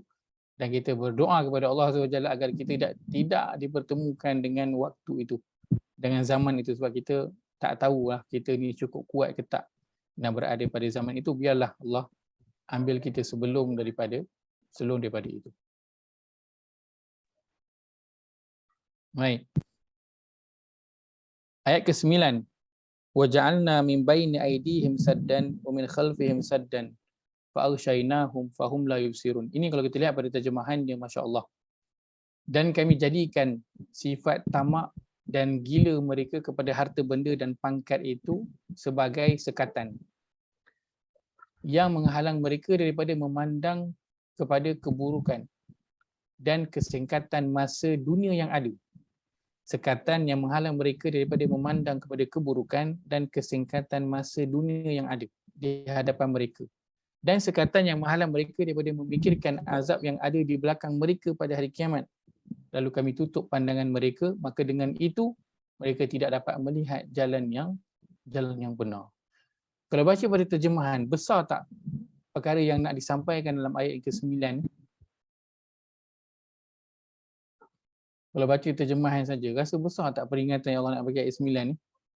Kalau kami jadikan sifat tamak dan gila mereka kepada harta benda dan pangkat itu sebagai sekatan, satu bentuk halangan, hingga mereka tak nampak benda yang buruk itu buruk, dan mereka tak rasa betapa singkatnya masa di dunia ni sebab duk sibuk kejarkan harta ataupun pangkat itu, hingga dia orang tak nampak dah yang buruk itu buruk, dan betapa masa mereka di dunia ini dah memang sangat-sangatlah singkat lagi. Allah letakkan apa? Sekatan. Dia tak nampak dah. Dan itu sekatan di depan, dan sekatan di belakang itu dimasukkan ialah dia orang tak dapat nak melihat bahawa nanti kesan daripada perbuatan mereka itulah akan ditimpakan dengan azab pada hari kiamat. Maka peringatan yang ayat ini sampaikan, dia peringatan yang sangat besar, merujuk kepada realiti yang akan dihadapi oleh kebanyakan manusia. Realiti yang akan dihadapi oleh kebanyakan manusia. Kerana kita semuanya berada dalam kehidupan dunia yang Allah hiaskan dunia ini jadi cantik. Tetapi sebahagiannya Allah akan jadikan kepada diri mereka itu sifat tamak dan gila kepada harta dan pangkat. Sebutkan harta. Allah akan bagi dia ni rasa nak duk berpusu-pusu hari-hari duk fikir pasal nak cari duit je. Kan nak naik pangkat. Allah bagi dia orang duk seronok dengan bab itu. Hingga dia orang tak kisah dah, janji aku dapat apa yang aku nak, cara macam mana pun aku tak kisah. Hingga mereka menghabiskan masanya itu, kebanyakan umur dia duk habiskan benda tu, duk kejar. Kan? Hingga dia orang terlupa apa yang nanti mereka akan hadapi pada hari kiamat. Peringatan yang sangat besar yang Allah berikan. Dan akan tetapi betapa kan sebahagian daripada orang yang mengambil ayat ke-9 ini sebagai apa? Sebagai apa? Waja'alna min baini aydihim saddan min khalfihim saddan. Apa? Dia ambil sebagai, dia ambil untuk bawa air zam-zam balik lepas immigration. Dia ambil untuk bawa balik air zam-zam. Kan? Dia baca banyakkannya lah orang pakai itu. Dia ambil buat nak bagi lepas roadblock. Dia ambil buat nak lari daripada, nak melepaskan diri daripada mana-mana, kan? Hingga hilanglah peringatan yang besar yang Allah nak sampaikan dalam ayat ni. Orang dah tahu ayat 9 ni, ini memang kalau nak lari daripada orang, nak sorok, nak bagi orang tak nampak, inilah ayat dia. Hingga apa yang Allah nak sampaikan besar dalam ni, iaitu sifat tamak dan gila harta Dan pangkat membuatkan orang tu hingga lupa dah tujuan dia, hingga dia main langgar je apa pun yang ada. Ni macam Dan dia dapat apa yang dia nak. Ustaz ni macam ayat surah Al-Baqarah yang Allah meterikan dia punya apa tu? Yang Khatamallahu ala qulubihim. Betul. Sama lah lebih kurang makna dia kan. Betul. Dia materi kan. Ayat yang ke-7 daripada surah Al-Baqarah, Allah materi, tutup habis. Macam kita welding tu, tutup habis semua. Hati, pendengaran dan juga penglihatan. Itu lebih kurang dengan ayat ni. Habis tutup dah. Maka kalau sesuatu ayat itu diambil bukan dengan tujuannya, maka jadilah ayat itu sebagai apa? Sebagai ayat yang dibaca sahaja. Peringatan yang besar itu tidak akan dapat diambil. Kerana orang duk bayangkan ayat ni tujuannya ini je. Orang tujuan ni, so itu je lah orang baca untuk itu. Begitu juga dengan surah Yasin. Orang jadikan surah Yasin ini untuk dibaca Khamis malam Jumaat. Untuk dibaca dalam talqin, dalam tahlil, bila ada kematian. Kan? Tak baik ke perkara itu Ustaz? Perkara itu baik. Saya tak kata perkara itu tak baik. Cuma dia apa? Dia telah melarikan kita daripada tujuan asal. Tujuan asal dia. Itu yang antara perkara yang dilakukan oleh syaitan. Dia hiaskan amalan kita tu biar nampak elok. Baca Yasin, baik tak? Baiklah. Tapi apa yang syaitan hiaskan? Syaitan hiaskan biar dia ralikkan kita dengan duk baca tu je. Duk baca tu je. Dan hingga apa maksud yang Yasin tu nak sampaikan, tak dapat. Tak sampai. Kesannya apa? Kesannya orang tak boleh lah. Dia bila dah tak faham panduan, orang hiduplah secara tidak terpandu. Melilau lah setiap orang mencari arah masing-masing dan dia rasakan itulah dia arah yang dia kena tuju. Melilau semua entah ke mana. Maka sebab itu kita alhamdulillah Allah rezekikan kita ini suatu nikmat yang besar. Allah tarik ubun-ubun kita. Allah berikan kepada kita kesedaran bahawa Al-Quran itu perlu difahami ayat-ayatnya, walaupun peringatannya kita dapat ambil itu peringatan yang simple je. Itu jauh lebih baik satu ayat yang kita dapat ambil mesej daripadanya daripada 100 ayat yang kita baca yang kita tak dapat apa-apa pun daripada ayat tersebut. Maka ayat ke-9 ini peringatan yang Allah nak berikan sangat-sangatlah besar. Antara perkara yang menghalang mereka daripada menerima dakwah. Pertama Allah sebutkan waja'alna min baini aydihim saddan wa min khalfihim saddan. Saddan itu cuma letakkan dinding pemisah. Letakkan satu bentuk penghalang. Dijadikan dinding pemisah depan dan juga belakang. Dalam terjemahan meletakkan bahawa Allah akan masukkan dalam diri mereka sifat tamak dan gila kepada harta dan juga pangkat. Hingga mereka sibukkan diri mereka dengan perkara itu. Sibukkan diri mereka dengan perkara itu. Itu seperti mana yang Allah sebutkan saya tak ingat dalam surah awal surah yang ke-15, pada surah yang ke-15 pada ayat yang ke-3. Pada ayat yang ke-3 Allah berfirman a'udzubillahi minasyaitonirrajim. Kita mula pada ayat yang kedua. Rubama yawaddul ladzina kafaru law kanu muslimin dzarhum ya'kulu wa yatamatta'u wa yulhihimul amal fasawfa ya'lamun. Surah Al-Hijr surah ke-15 ayat 2 hingga ayat ke-3 pada muka surat 262. Terjemahan, ada masanya orang-orang yang kafir merasa ingin kalaulah mereka menjadi orang-orang Islam. Bayangkan orang kafir dia kata kalaulah aku dulu jadi orang Islam. Dia berangan macam tu. Sebab apa? Bila dia dah tahu apa yang nanti dia akan hadapi. Maka Allah kata pada ayat ketiga, biarkanlah mereka makan bersenang lenang dengan kemewahan dunia dan dilalaikan oleh angan-angan. Kemudian mereka akan mengetahui kelak bencana daripada perbuatan mereka. Allah kata zarhum ya'kulu wa yatamatta'u wa yulhihimul amal. Ini 3 perkara yang Allah sebutkan yang orang bukan Islam, orang kafir fokus dalam kehidupan mereka. Fokus untuk apa? Fokus untuk cek makan. Lagi fokus untuk bersenang lenang. Lagi fokus untuk apa? Memperpanjangkan angan-angan. So ini dilakukan oleh orang bukan Islam. Fokus nak cari makan, apa? Kerja kan, nak cari sesuap nasi makan.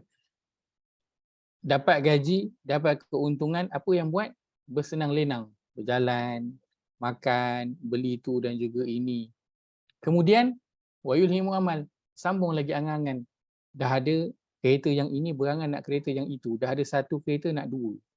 Dah ada rumah yang ini nak rumah yang itu pula, yang design lebih besar dan sebagainya. Dah ada duit banyak ini, panjangkan lagi angan-angan. Nak lagi duit yang lebih banyak. Dah ada telefon ini, berangan lagi nak beli telefon yang lagi yang latest. Maka akhirnya apa? Akhirnya duk pusing-pusing situ lah. Macam hamster duk pusing. Dah ada duit, dah dapat dah, duduk berangan, aku dapat banyak ni, okeylah ni. Dah dapat banyak tu, sambung lagi angan, besar lagi, nak beli tu pula, so tambah lagi, kena kerja lagi, tambah lagi. Akhirnya duk pusing-pusing kan. Kat situ, itu dilakukan oleh orang bukan Islam. Akan tetapi jika itu juga dilakukan fokus kehidupan orang Islam, begitu, maka samalah mereka dengan orang bukan Islam yang Allah kata fasaufa ya'lamun. Kelak mereka akan tahu nanti akibat daripada perbuatan mereka itu. Sebab Allah dah letak ayat 9 tu kat dia orang. Dah kepung dia orang. Betul. So, dia tak boleh nak ada pusing-pusing kat situ je lah. Tak boleh. Dia orang duk pusing-pusing kat situ je lah. Dah tak jumpa jalan. Macam orang duk pusing-pusing kat roundabout. Kita pun kata benda orang duk pusing-pusing kat roundabout ni kan. Sebab dia tak tahu arah mana lagi. Dia duk pusing-pusing lah kat roundabout tu sampai ke Sudah. Maka saddan, dinding pemisah yang Allah masukkan ini adalah sifat tamak dan gila kepada harta. Ini saya baca daripada terjemahan atas tu lah.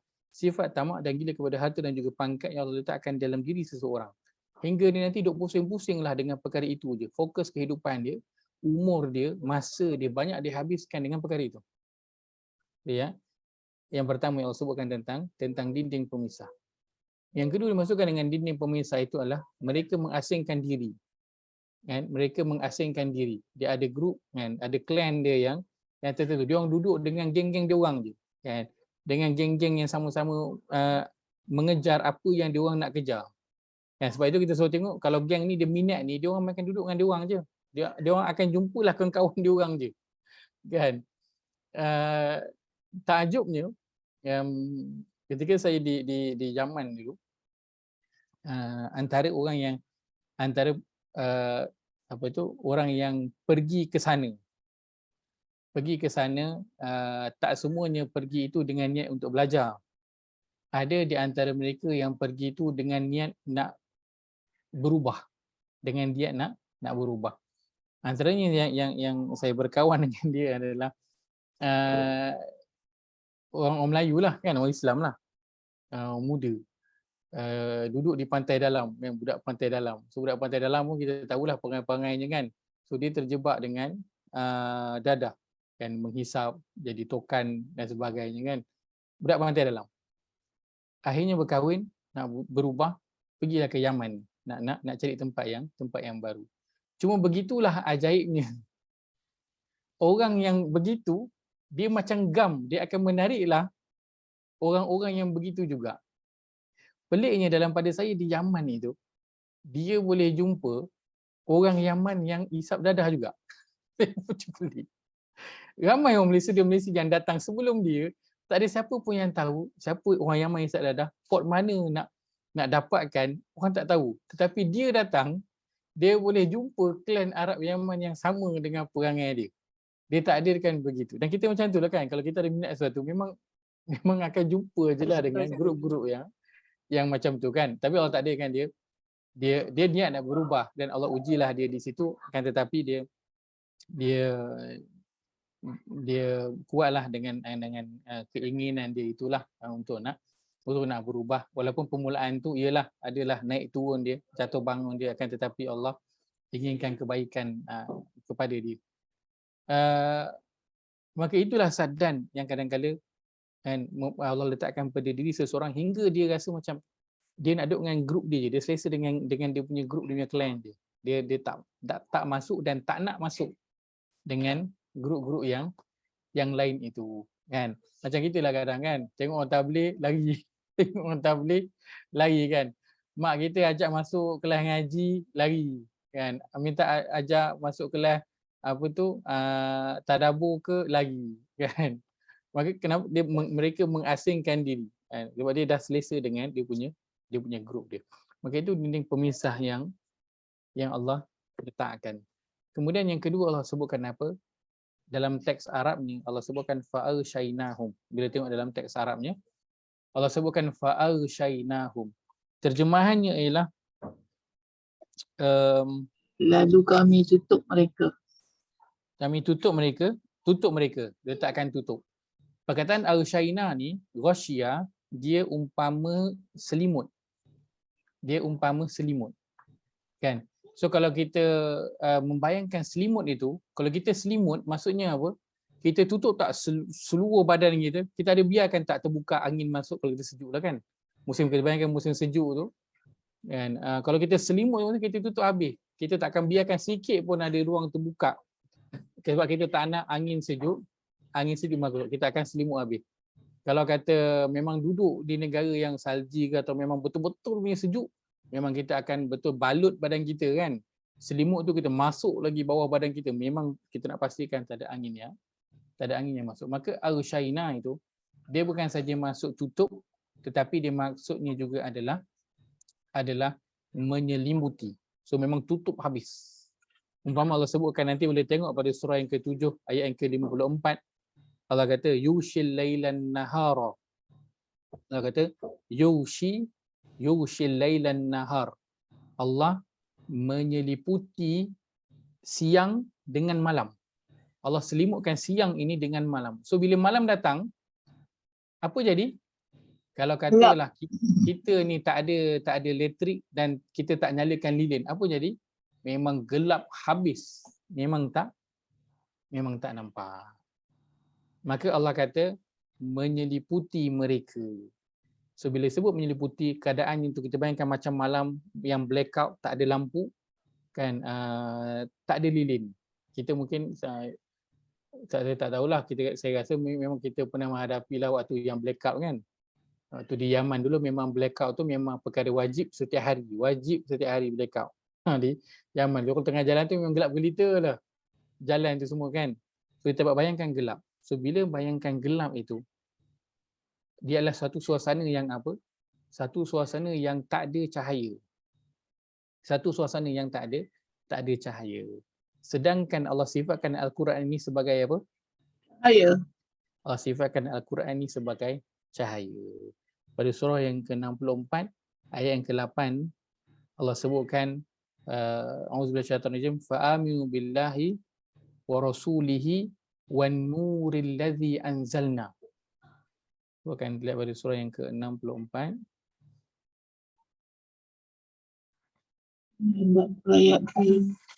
Muka surat 556.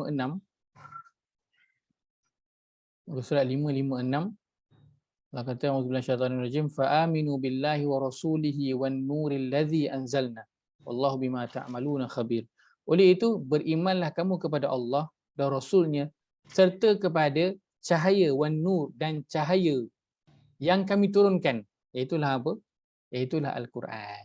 Maka kalau Allah kata dalam ayat ini, kami dah jadikan di depan mereka itu dinding, belakang dah ada dinding pemisah, kemudian dia selimut. Maksudnya apa yang dimasukkan dengan menyelimuti itu? Maksudnya tak ada lagi cahaya daripada Al-Quran yang akan masuk. So kalaulah tak ada cahaya Al-Quran yang akan masuk, rasa-rasanya adakah perjalanan orang tersebut akan sampai ke destinasi? Tidak. Sudah tentu tak. Walaupun kita berjalan di highway, jalan yang lurus, jalan yang luas, tapi lampu kereta tak ada, lampu highway pun tak ada. Rasanya selamat tak sampai? Tak. Tak selamat. Confirm akan terlanggar. Tak kiri kanan, mesti akan terlanggar. Kan kalau kita jalan seorang-seorang je kat highway 4 lane. 4 lane kita seorang je ada. Tapi lampu highway tu tak ada. Kita punya kereta lampu apa pun tak ada. Confirm kita akan langgar. Kalau tak kiri kanan, divider tu kita pasti akan Confirm langgar. sesat Ustaz. Confirm sesat, itu juga memang confirm. Signboard dah ada tapi tak nampak sebab tak ada cahaya. Confirm sesat. Maka sebab itu bila Allah sebutkan fa'arsyainahum, Allah nak tunjuk ini memang betul punya tak dapat petunjuk lah dia orang ni, sampai dah diselimuti, memang langsung tak ada cahaya yang masuk. So memang boleh katakan memang tak adalah harapan lagi untuk nak mereka itu beriman. Kemudian Allah kata akhir fa'arsyainahum, Allah kata di hujung itu fahum la yubsirun, maka mereka tidak dapat melihat. Baik. Sedangkan Al-Quran dia adalah sesuatu yang jelas. Allah sebutkan tentang Al-Quran ini, tentang salah satu sifat Al-Quran, kita lihat pada surah yang ke-6 ayat yang ke-104. Surah 6 ayat 104 pada muka surat 141. Keluarkan daripada cahaya kegelapan. 116 bukan maaf saya salah ayat. 116 muka surat 142. Muka surat 142. Bukan juga. Ayat berapa tadi? 104. Minta maaf, ayat 104. 141 gram muka surat. Baik, muka surat 141 ayat 104. Salah sebut tadi. Auzubillahi minasyaitanirrajim. Qad ja'akum basairu min rabbikum faman absara falinafsihi wa man 'amiya fa'alaiha wa ma ana 'alaikum bihafiz. Terjemahan, katakanlah wahai Muhammad, sesungguhnya telah datang kepada kamu basair, bahasa Arabnya basair. Basair ini apa? Dia adalah jamak, dia adalah plural kepada basara, penglihatan. Yang kita sebut tadi fahum la yubsirun, maka mereka tidak melihat, dua-duanya sama, ba, sad dan juga ra, penglihatan. Allah kata telah datang kepada kamu keterangan-keterangan, basair, dalil-dalil dan bukti dari Tuhan kamu. Oleh itu sesiapa yang melihat, Allah sebut faman absara, sama tak rubut dengan basair? Sama. Cuma di sini maknanya keterangan, di sini maknanya apa? Melihat. Barang siapa yang melihat kebenaran itu serta menerimanya, maka faedahnya terpulang pada dirinya sendiri.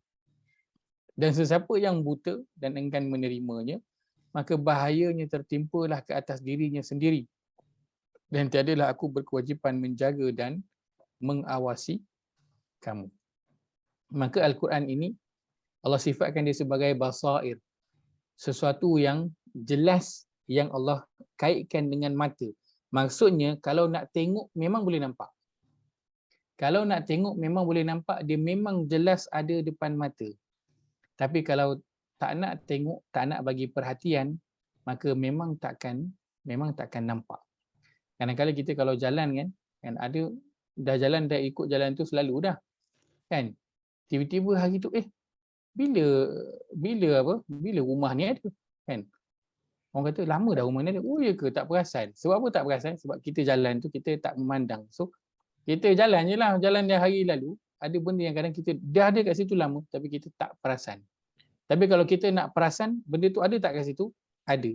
Tapi kalau kita memang tak bagi perhatian, maka kita takkan perasan. Maka Allah sifatkan Al-Quran sebagai basair, sesuatu yang jelas, nyata, terang, yang mana kalau nak tengok memang boleh nampak. Tetapi Allah kata, sebab tu Allah kata faman absara, maka siapa yang dia nak tengok, maka dia akan nampak, dan kebaikannya daripada itu akan dapat pada diri dia. Akan tapi waman amiyah, siapa yang dia buta, bukan dia buta, maksudnya siapa yang dia tak nak tengok, tak nak bagi perhatian, maka kesannya itu juga akan balik kepada diri dia sendiri. Maka pada surah penghujung ayat yang ke-9 ini Allah kata fahum la yubsirun, Allah sifatkan mereka tidak dapat melihat. Mana mungkin lagi dia orang ni dapat melihat? Kena shield. Sebab memang dah habis, dah kena tutup dinding depan belakang. Kalau kita bayangkan kita berada di satu tempat, dinding kat depan, dinding kat belakang, keliling kita dinding. Apa lagi yang tinggal arah nak tengok? Atas. Tapi kalau dah kena selimut, atas tu dah kena tutup dengan kain selimut, mana lagi nak tengok? habis tutup dengan habis dah tak ada arah nak pandang dah. Pandang kiri dan juga kanan kita rasa sama sebab semuanya telah gelap. Maka sebab itu Allah kata fahum la yubsirun, mereka tak dapat lihat. Maka sebab itu di awal surah Al-Baqarah bila Allah cerita tentang orang-orang munafik, Allah sebut tentang apa? Allah sebut tentang cahaya dan Allah sebut mereka ini telah apa? Masaluhum kamasalil ladzi itu kan? Betul. Mereka adalah orang yang buta teraba-raba. Sebab apa buta teraba-raba? Ada cahaya tapi dia tak nak guna cahaya tu nak tengok. Maksudnya apa? Torchlight dah ada kat tangan tapi dia tak nak tekan button torchlight tu. Dia duk pegang je torchlight tu. Akhirnya berguna tak torchlight tu waktu tempat gelap? Tak berguna. Dia dah ada kat tempat yang gelap. Torchlight ada kat tangan. Dia tinggal picit je button on tu tapi dia tak buat. Akhirnya torchlight kat tangan tu tak berguna apa-apa pun untuk diri dia. Al-Quran telah datang kepada orang musyrik Mekah. Nabi SAW telah diutus kepada mereka. Itu dua sumber cahaya yang besar yang Allah utuskan kepada mereka, akan tetapi diorang tak nak tekan torchlight itu. Akhirnya tak berguna apa-apa pun. Bila dah bagi torchlight banyak, berlambat torchlight bagi, tak nak guna. Akhirnya nak bagi lagi tak? Confirm tak bagi. Dah bagi handphone ke anak, leka main game sampai tak bagi kelas, exam result drop. Akhirnya nak bagi lagi tak handphone ke anak, memang tak bagi. Bagi kereta, bagi motor, tak bagi kelas. Nak bagi lagi tak kereta motor, memang tak bagi. Maka patut tak diambil balik daripada orang musyrikin cahaya itu? Memang patutlah diambil daripada mereka. Dan akhirnya memang kalau dah memang tak nak, betul-betul lah Allah tutup habis. Memang dah takkan jumpa dah lagi dah cahaya. Maka Allah jadilah mereka itu terbiar dalam kegelapan. Tak ada hura-hura nak taubat dah. Peluang untuk bertaubat untuk mereka telah diberikan banyaklah kan. Maka sebab itu peluang untuk berubah itu diberikan di sepanjang kehidupan kita dengan peringatan dan perkara yang banyak berlaku di sekeliling kita. Hingga nanti kalau tak ambil juga peringatan, maka waktu itu takkan lagi sampai. Sebab itu kadang orang yang kadang-kadang dia susah kan. Kesusahan itu datang sebab apa? Sebab nak terus bagi peringatan. Tapi sampai satu masa dia terus senang je, tak ada apa lagi. Susah harta tidak, sakit pun tidak, masalah pun tidak. Elok je hidup dia. Waktu tu apa? Waktu tu dah hilang dah peringatan yang sampai kepada diri dia, lalu dia terus je lah elok je dengan kehidupan dia. Waktu tu dah tak ada lagi dah teguran yang akan datang. Sebab dia dah tolak. Telah sampailah. Sebab itu Nabi SAW di hujung khutbah dia kan, Hujjatul Wada' tu, khutbah Al-Wada' tu, last kali Nabi kata apa? Nabi tanya kepada para sahabat, adakah aku telah menyampaikan? Para sahabat kata, ya Rasulullah, sungguhnya kami bersaksi engkau telah menyampaikan. So peringatan memang telah disampaikan. Tak mungkin peringatan tu Allah tak bagi pada kita. Allah akan bagi. Cuma perasan ataupun tak perasan. Dia adalah apa? Basair. Satu yang jelas yang boleh tengok dengan mata. Cuma nak perasan ataupun tak perasan sahaja. Tapi nak gelak Rosyam dulu. Adakah kemungkinan memang dia on the gear Ustaz? Kalau tengok surah Fusilat 41.5, memang cakap hati kami dan tutupannya berapa lapis. Memang dia tak nak dengar pun. Surah 41 ayat yang kelima. Sebentar. Silat. Ayat kelima, waqalu qulubuna fi akinnah. Dan mereka berkata hati kami dalam tutupan yang berlapis-lapis menghalangi kami daripada memahami apa yang engkau serukan kepada kami kepadanya. Dan pada telinga kami ada penyumbat menjadikan kami tidak mendengarnya, serta di antara kami denganmu ada sekatan yang memisahkan fahaman kita. Oleh itu bekerjalah engkau untuk agamamu, sesungguhnya kami juga tetap bekerja untuk mempertahankan kepercayaan kami. Baik. Ini ayat yang mereka sebutkan, Allah sebutkan dia orang punya dialog. Setelah Allah sebutkan pada ayat keempat itu, tujuan Allah utuskan untuk Al-Quran dalam bahasa Arab, untuk basyiran wa nadhiran sebagai berita gembira dan peringatan. Akan tetapi Allah kata fa'arada aktsaruhum. Akan tetapi kebanyakan mereka berpaling engkar, hum la yasmaun, dan mereka tak dengar pun apa yang Nabi sampaikan itu. Kemudian apa yang dia buat? Bila dia tak nak terima, apa yang dia buat? Kalau kita orang datang jual barang, kadang kan ataupun orang telefon kan sekarang rajin sekarang orang telefon nak bagi inilah saya bagi encik tawaran istimewa untuk pemegang kad ini kan. Bila kita tak nak, kadang orang buat apa bila tak nak? Dia bagilah Ada alasan. telefon. Tekan letak telefon. Tak telefon, bagi alasan dia. Alo, buat tak dengar kan. Macam-macam alasan lah dia bagi. Sebab apa?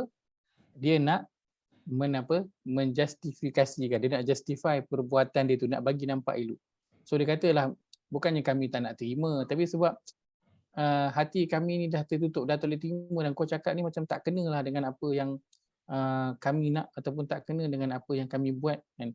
So kau buat je lah kerja kau, kami buatlah kami punya kerja. Maka itu adalah bentuk alasan yang diberikan kepada Nabi lah, konteksnya kepada Nabi. Dan kalau kita tengok dia perkara yang sama juga pada kaum Nabi Nuh.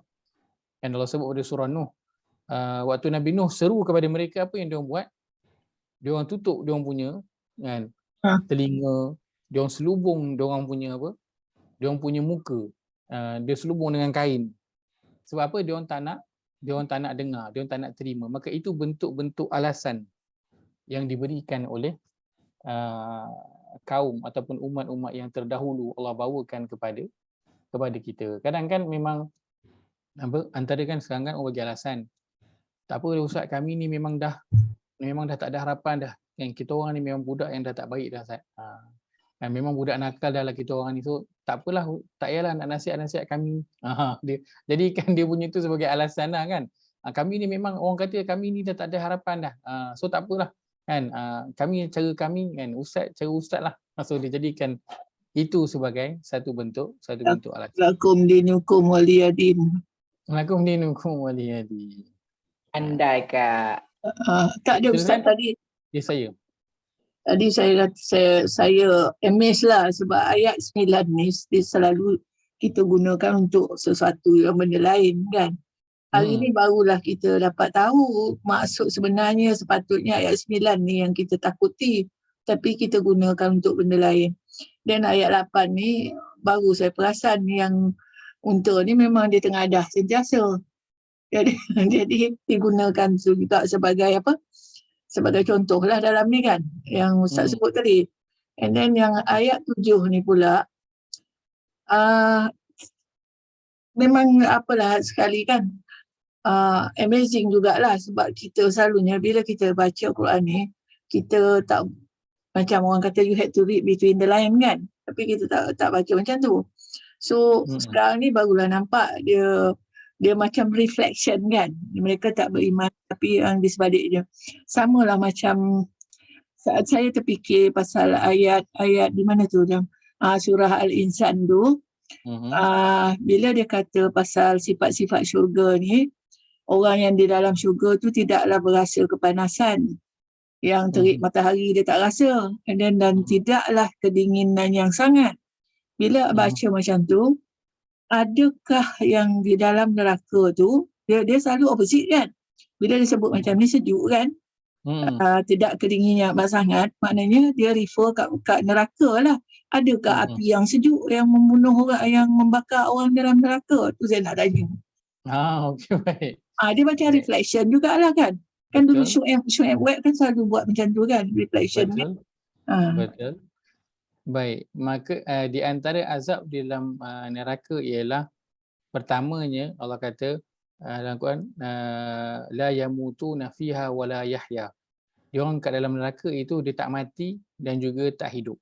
Tak mati untuk dia berehat daripada azab, tak hidup untuk nak menikmati kehidupan itu. Dua-dua tak ada.